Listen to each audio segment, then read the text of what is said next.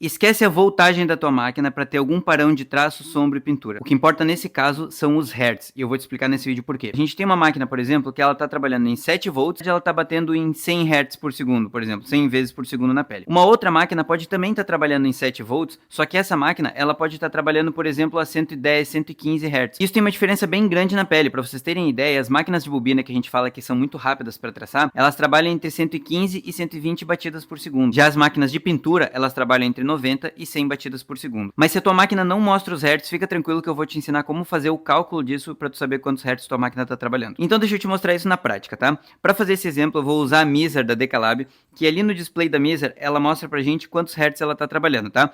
Quem quiser comprar essa máquina ou qualquer material da Decalab, podem comprar direto no site deles com o nosso cupom que vocês têm 10% de desconto. Para esse teste prático, eu decidi botar duas variações bem grandes, então 80 Hz que ela fica uma máquina bem lenta e 120 Hz que ela fica uma máquina bem rápida.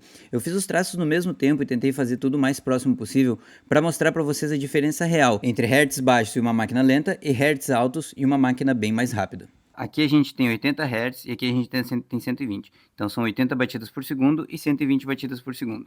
Nesse traço a gente levou aproximadamente 5 segundos, tá? Então 5 vezes 8 dá 40. Aqui a gente tem 400 pontinhos. Aqui a gente já tem 600.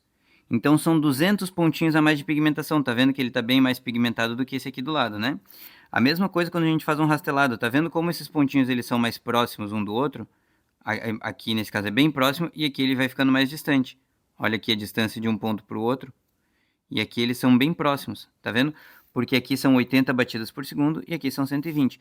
Mesma coisa quando a gente joga para uma sombra. Ó. Se a gente quer uma sombra menos marcada, a gente aumenta os hertz e aí a sombra fica mais homogênea.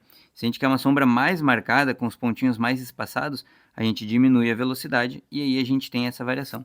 Por isso que os hertz são tão importantes, porque na verdade o que importa é quantas batidas por vezes a agulha está tendo na pele por segundo. E para tu fazer o cálculo de hertz da tua máquina é meio simples, ó. Tu vai pegar a rotação máxima da tua máquina que o fabricante informa, e isso é o tanto que ela gira a 12 volts, certo? Então a 12 volts ela tem 1000 RPM, então a 6 volts ela vai estar a 5000 RPM. Isso é tudo aproximado, tá? Não é exato.